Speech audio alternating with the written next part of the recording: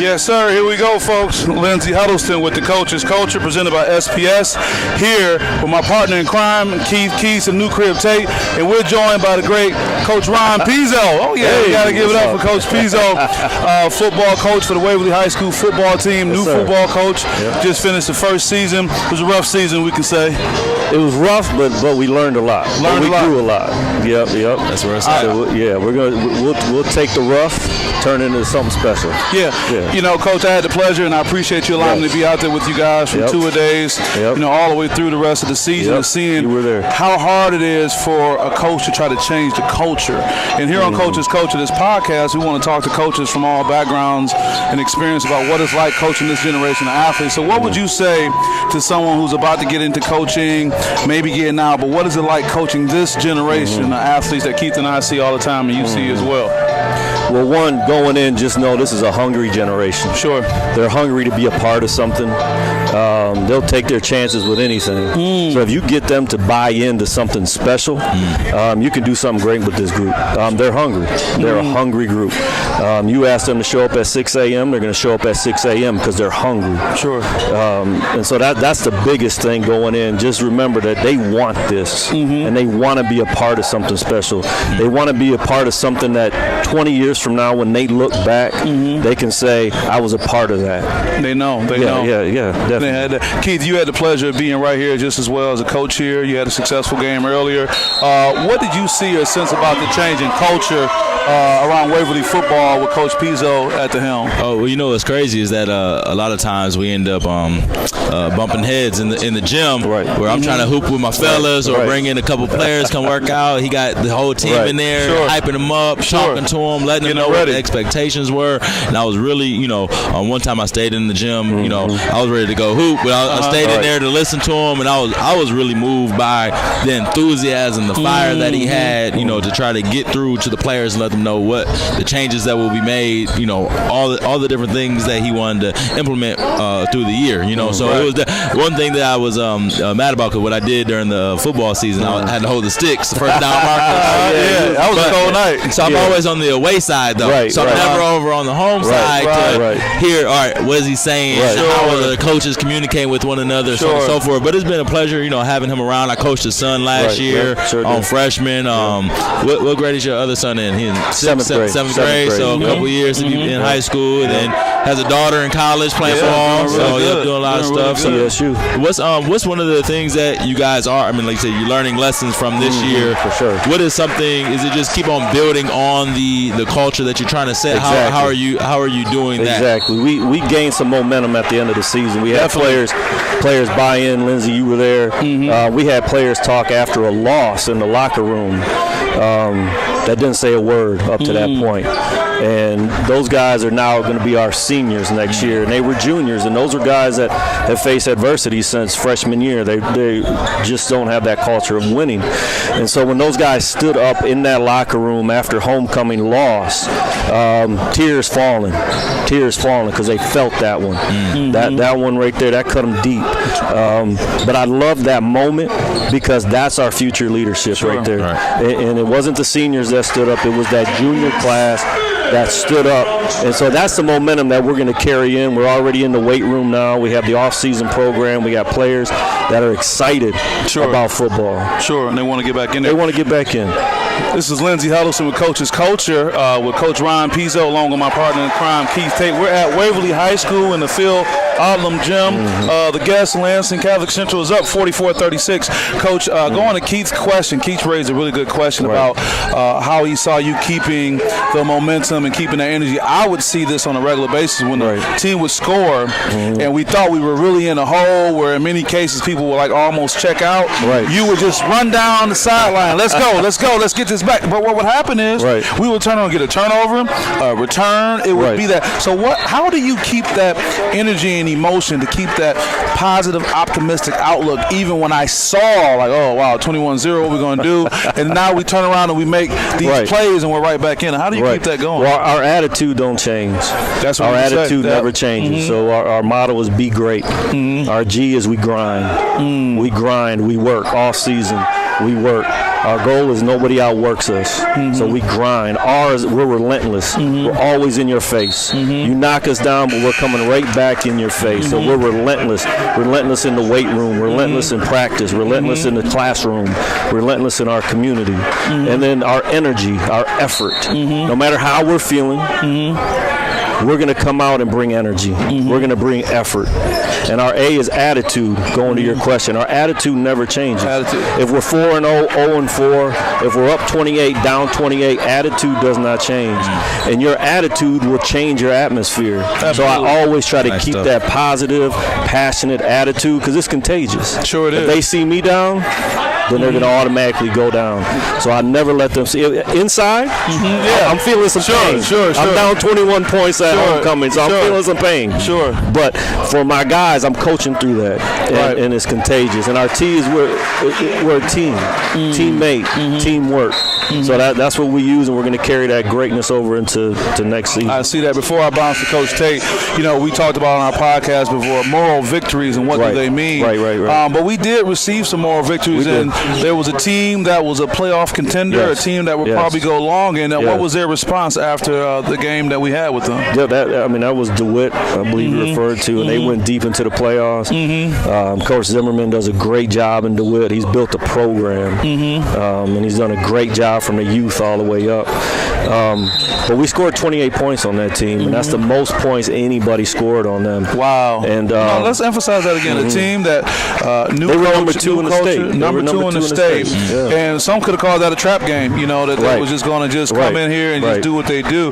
But to score the most points that anyone has scored on this team all season, and they were like just astonished at how hard the players were. They were surprised. I mean, we went down early, but our guys rallied, and you brought up a great point. We never quit. We kept it in their face, and 28 points, that's something that we can build from. But what we take most from, we never quit. Our attitude did not change. And that stayed that way. It stayed, and those players are catching that. Yeah. Keith, as I defer to you, we talked already about what it's like seeing the new energy that Coach Pizzo brings. Just talk about just your experience being a coach here at Waverly and having, a new coach here, and how that kind of bond has the opportunity to grow and what can come from that. It's definitely, a great pleasure having him around. Like I said, he's definitely here in the weight room. I see him. I know they got different things going on. Sometimes I'll see their stuff in the weight room, like their play sets or what the workouts they want everybody to do. Stuff about being there with somebody, and I'll see them like, man, they work and they giving everything to everybody, the expectations, so on and so forth. So it was definitely great seeing that, because I definitely try to bring in a lot of enthusiasm and stuff. But Coach, I know we're going to get you out of here. We're going to have Chad come up here, your associate head coach, defense coordinator. He over there scouting, coach. All that and more. That's what he's doing? Yeah, he over there scouting. Right. So I got one question. We'll get you out of here. So this is my biggest thing. Yep. Who, probably gonna say your wife, but maybe it was your kids. I don't know. She is here tonight, so you So always love the wife. When you're going through the first few games, you're losing, right? The first game, the LCC game, right. All the games, any games that you lost. How did you get through any stress or getting down? Because obviously the kids feel away. However, us coaches, like me and Lindsay just talked, I had a 31-point win today, and I'm not feeling great about it. Who was it? What did you do to get you through the tough times? Whether you guys won or lost, or practices that were a challenge, and so on and so forth. What kind of held you together to keep you guys going? That's a great question. My grandfather raised me, and my grandfather played a huge role in who I am, and he would always talk about be a leadership, and he taught me how in adversity, he had a lot of physical ailments, and he would always look at me, he called me Ronnie, he said, Ronnie, no matter how I feel, I will always support you. And he'd make his way. He called an ambulance to go and drop him off to my games. Wow. So he taught me perseverance. Wow. He was a man that he coached, and he would have players that are 40 years old call him up, say, Dad, how you doing? I want you to meet my kids. He'd bring them over, and I said, I want to be like that. And so he taught me perseverance, and he taught me enjoy what you're doing, whether whether you're down, whether you're up, whether you're losing, enjoy the moment. Enjoy the moment. And so I just look at this. This is an opportunity. You know, God has blessed me with this opportunity. It blows me away to think where I'm at. I mean, I love this. I love this part of my life where I am right now. And to be able to be the head coach here at Waverly is a dream come true. And no matter what it's looking like, I'm trusting the process. Right. And I know it's a process that will work. I trust the process. The end result, we'll be able to stand up on the mountain and say, man, look where we came from. Hey, right? we did it. Yeah. Well, Coach, we appreciate you. We don't want you to be a stranger to the Coach's Oh, man, this podcast. is awesome. Yeah, and, thank you for having that. Now while we have the greatest defensive coordinator around, while we have him, he's on there. Look. Hey, man, get off the phone with your agent. We trying to get you on. Hey, man, let's see if we can swap you off. Mr. Izzo. Yeah, for real. Got Tom Izzo in the building, too. Well, thanks, we'll Coach swap you Pizzo. off. Hey, man, my pleasure. Before you go, Coach, let's look right here and take a picture right here. Okay, where we at? Right here on this one. Gotcha. On 3. 1, 2, 3. Oh, that's nice. There we go. All right, cool. Thanks, Coach. Thank you, Coach. We appreciate you. For sure. Yes, sir. Right here. Let's get him on the hot seat. Let's get him on the hot seat. We're making it work right here, guys. We up top. We got Coach Chad Johnson, very good friend of mine here on the Coach's Culture. We had to work to get him down. $25. So what do you owe him $25 for, Keith? Oh man, all the kids was calling me about these cups for fundraising and stuff. Oh yeah. Hey, look, his son hit me up second, and I told his son, I was like, hey, tell everybody around you right now, don't call me. No Coach Tate's off the list. I already gave RJ or it was Ricky $25 for a cup, and then Blake called me. I'm like, hey, tell everybody around you right now. Don't do it. Did anybody else call? No. But let me tell you this: if I know he owes me, I'm never broke. Yeah, you're right. That's a good one. That's a good one to know. We got Chad Johnson in the building. Chad is just a great guy. And I'm going to try not to just go on because of our personal relationship. Very good friend, very good counselor, good person to have around. Great Sharp energy. dresser, killing him. He got his pinstripe got pinstripes. You know, he wasn't ready for that, right? But he's out here, and we want to thank Coach Ron Pizzo for coming on and joining with the Coach's Culture. But Chad, we're out here talking about coaching this generation of athletes, and you were right there with Coach Pizzo in the trenches with him for that new season. A really rough start. Wasn't the outcome any of us wanted, but what is it like for you being out here with this generation of athletes and trying to coach them up? You know, well, you know me, Lindsey, for a while, and Coach Tate is a I consider him a friend. We just trying to help the community. Right. Lindsey, you remember I started my company with the home care, and we were right in there. I think you were Jennifer Granholm. Yep. And I bought one of your books. Yes, if you did. If y'all don't have any of his books, you need to get his I books. appreciate it. He was there in line. I was out there when you did that. But I tell you, it's funny, Coach Tate is here. He always inspired me when I watched him coaching those kids, and I liked how he had them. And actually, what you guys went? Lost one game. Yeah. But I saw that and I said to myself, man, you know, I want to be like that. I want to be in the community, helping kids. Right. It's a different day than when we played. Totally. The kids, they don't respond to a lot of things. You know, I thought it was great what Coach did. He had them to his house, had some things. We're trying to do something different. We're going to do like a Saturday morning breakfast, maybe take them to watch film. Okay. A lot of kids don't even know how to watch film. That's a good point. Talk about that, Coach. They don't even watch sports on TV sometimes. That's a good point. They just watch dunk contests, or they'll watch the All-Star, or they'll see that. They don't know the hard work. Right. They don't know the sacrifice. They don't know what me and you would do at the Y.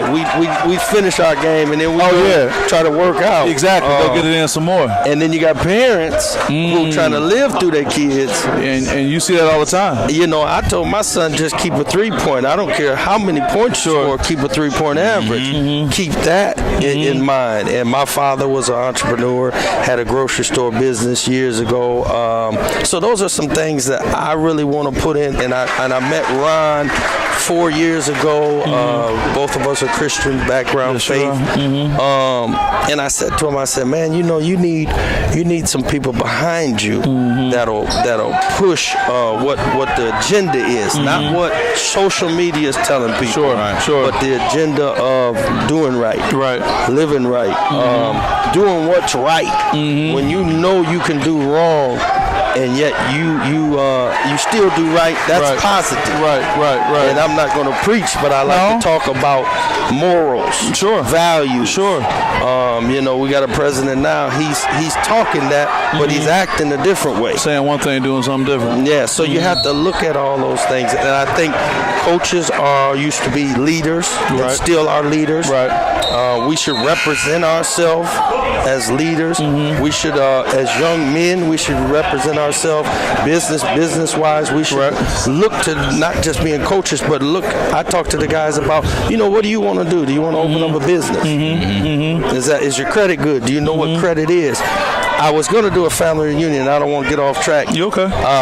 We have a family reunion. Cousin Bobo here. We got this, and we're just sitting around eating chicken and doing ribs. And I told my sisters and them, I said, let's do a family reunion, and I'm gonna bring in somebody like Coach Tate. Let's talk about how to buy a house. That's right.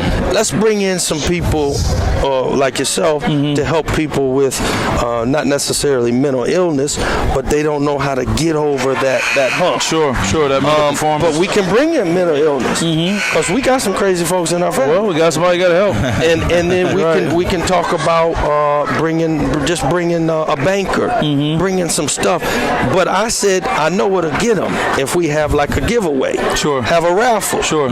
So our family reunion is kind of changing, and they're looking at me. I said we can go ahead and have a sponsorship. Everybody put $100 under a certain chair, and let's get them in there. Sure. Our young people need this. Sure. It's not necessarily us because we're starting to get older, so we understand. But I got young nieces and nephews, maybe got babies, maybe got this. So I want to make sure, hey, you're renting when you can own. Sure. You're doing things at cash advances you don't even understand. And these kids think everything's quick. Right. So you're trying to expose them more than just the sport aspect, but to these other things. And it's funny you say, you talk about entrepreneurialism. Keith, you're an entrepreneur. I'm an entrepreneur. Chad's an entrepreneur. So as a coach, you can expose people to much more than just the X's and O's, and your season doesn't really determine what kind of impact you can have. Yes. That's great. Yes. I got my grandmother died. Sorry. It was a while back. I inherited some stock. Okay. Some Dow Chemical. And my mother is Greek. My dad was black. So I would get two different sides of the family. Oh, wow. So I'm looking at it, and you have to think about, I go to one, they talk about stock. They talk about what they're making in their 401k.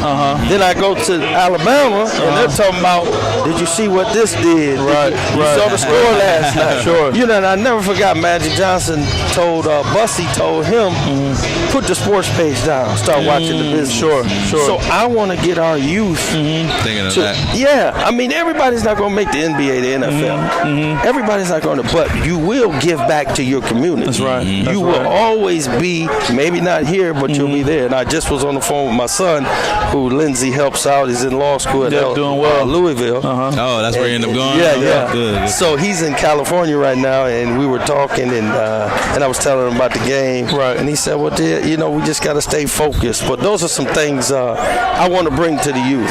No, and you do that, and to piggyback on what you said, you represent that, and I can see players not only playing for you, but coming to you for that advice, outside. And I think that's really important because, Keith, we get so caught up in our roles and our titles that we forget that it's about a full development for these young men and women that we're dealing with, Keith, what is it like coming close to somebody like Coach Johnson, him, coming through this Waverly program and setting it on his ear and man, turning it upside down? I don't want this to be a pat on the back session the whole time, but man, you know what? I mean, honestly, and we'll wrap up soon. It was 7 minutes left. Yep, game, 7 minutes left in the game. Yep. Waverly's down 4 right now. Right. But man, his energy is just as soon as he walks into the door. He lights it up. And and this is not to discredit any other parents that I've had come through the program when I, as a freshman coach. Last year's class that I had between Chad, Pizzo, Mr. Bush, RJ's dad,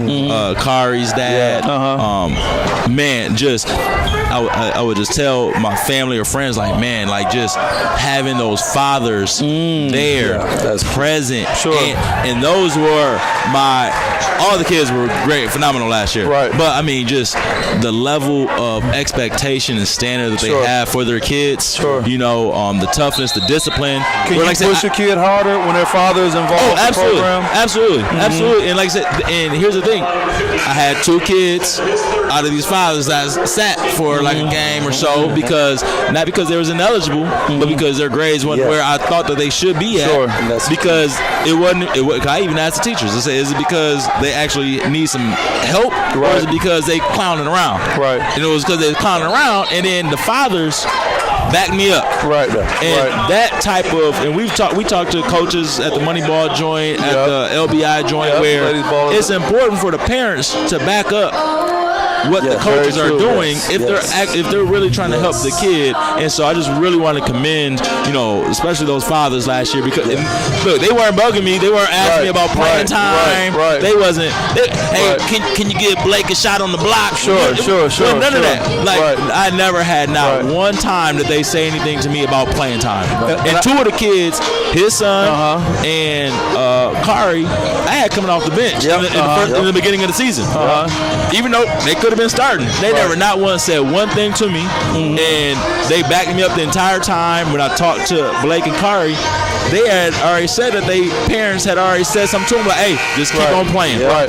And it's just those types of things, man. So I think it's very good to have Chad in the program and just around to help instill, a certain level of excellence and standard that we want for our kids. Very high standard. And as we get ready to wrap up, 6 minutes and 21 seconds left. Host team Waverly is down 6 points with 6 minutes. A lot can happen, and also to be PC, so there are no parents out there or mothers saying, well, what about the mamas? I think everything you described, Chad and Keith, can be embodied in a mother who's out there as well. But it seems like being there doesn't mean you have to be directly involved with what's going on, but your support is good and back up what the coach is saying, mother or father. Because, the reality, we got a lot of single-parent households out there, and I'll throw this out to both you guys, a lot of young people who haven't been coached by a dominant male. Yep. There you go. So how do you deal with that, Chad, while we still have you here, when you recognize the dynamics of the household? And I hope this can help our coaches, viewers. When you have a young person who's not used to a strong male authority figure that's trying to coach him up. I initially talked to Ron. Ron had never heard of you or what you do or just you as an individual. Sure. And I brought you in to our Waverly program, football, and we were implementing it in. Sure. And me and you would have powwows. We talk, but we're running on a faith thing. So when you do that, you don't know how effective it is. Right. Sometimes just your presence can give effect. True. And you don't treat everybody the same. I can't do everything, shake everybody's hand the same way. Not one size fits all, huh? And so I told one kid, and I think you were there, I told one kid, I said, so if I get on you and you quit, what are you going to do at GM if you're personal? What you going to do when your manager tells you, oh, you're late to work. Oh, you're not doing this. You ain't getting paid. You going to quit? Right. What you going to do if your wife gets on you, because she going to get on you. Yes, she will. And tells you this, and this. You going to quit? No. I mean, so you're getting them ready for life situations. It's a life. This is a life scenario. Sports is really about life. But we've media and Nike media. and social media, they made it be more. Sports has always been about life. It's teaching you how to work hard, how to commit. All these things are what makes them. And if you win or lose, that's true. You want that. But we put too much on the end and not in the middle. You're right. I mean, one thing we saw at the beginning of this game, Waverly was down, was it 16-2? 16-2. Yeah. And by the time we closed quarter out, they were right in the game. So I think that is a life lesson. Well, we're live here, guys, at Waverly High School. We just had Ron Pizzo, head coach of Waverly football, join us and drop some jewels on the coach's culture. Follow up by Chad Johnson, our good friend, just like Coach Pizzo is. We want you guys to keep an eye on the Waverly program, because this is a program that's changing in culture with the great coaches they have in Coach Keith Tate, Coach Chad Johnson, of course, Ron Pizzo. And we got to give another shout out to Coach Scott, athletic director Castillo, who's doing a great job. Great guy. He welcomed us in, and we want to thank you. So with that, we're going to get ready to wrap up. We'll probably have some closing shots, but this has been a great thing. Coach Coda, we're on the road.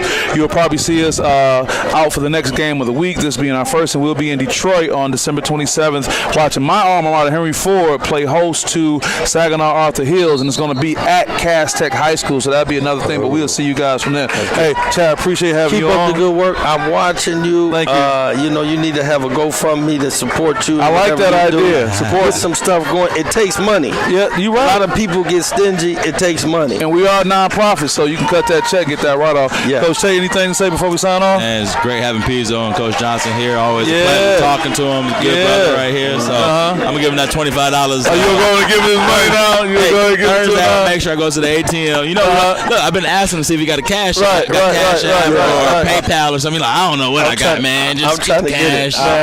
He got cash in different denominations from other places. We out of here, y'all. We having a good time, man. Thank you, guys. Thanks. Yep.